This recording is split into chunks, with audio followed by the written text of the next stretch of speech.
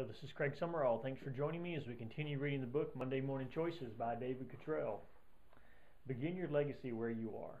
Some attempt to sidestep giving of themselves by saying, I wouldn't know where to start or what to give. Giving back can be as simple as working overtime so another employee can attend her daughter's soccer game. It can be answering the phones during the telethon or speaking to a group of students on career day. Only your time and wisdom are required to build a legacy. The ancient Roman philosopher Seneca anticipated this hesitancy about knowing where to start. Where there is another human being, he wrote, there is always an opportunity for kindness. Start with the person who sits next to you at work, your peer, your boss, or just an acquaintance. Start somewhere. You never know where you will make a difference that will change a person's life. The unreachable student. At the end of the semester, a college professor was looking over her students as they took the final examination. Her eyes encountered one student, a young woman who seemed too absorbed in things outside the classroom to ever make much of a contribution. The professor shook her head, feeling as though she had not done enough to reach the girl. It was rare she did not connect with her students. This student seemed to be disinterested and just going through the motions. At the end of the final examination, the young woman placed her exam on the professor's desk and handed her an envelope. On its front, the student had taped 2 candy canes. Inside was a holiday card with the usual message. But beneath the printed message, the student had written the following: Thank you for making me feel, for the first time, that my ideas were important and that I had something of value, something to contribute to your class. I will never forget you.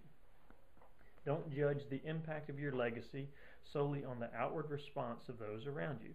Many times, when we are least aware of it, a gesture, an encouraging word, or a smile will encourage others more than we'll ever know. The law of legacy.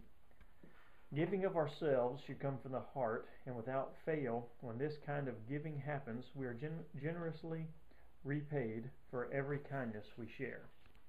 September 13th, 2000 was a defining day of my life. On the previous day, my wife Karen had been sent by her doctor for a biopsy. I thought, and she thought, it was an infection, but when I answered the phone, our worst fears were realized. Karen had a very rare form of cancer. Within 24 hours, she had begun chemotherapy, and we were approaching a period in our lives no one wants to think about, much less experience. Before that day, and for the 22 years of our marriage, Karen had always been the giver in our family. Anytime someone had a need, Karen was the first person there, always willing to help, never asking for anything in return. On September 14th, when others began hearing about her situation, we were bombarded by people wanting to help. Some were strangers to us. As a teacher, Karen had helped their children. For several months, not weeks, but months, after she began fighting the case of aggressive cancer, people were cleaning our house, bringing meals, taking care of all of our needs to allow us to focus every ounce of our energies in the fight against this devastating and often fatal disease. The people who gave of themselves and their time to help us stepped up because Karen had always been a giver. Now she had given them the best gift of all, an opportunity to give back.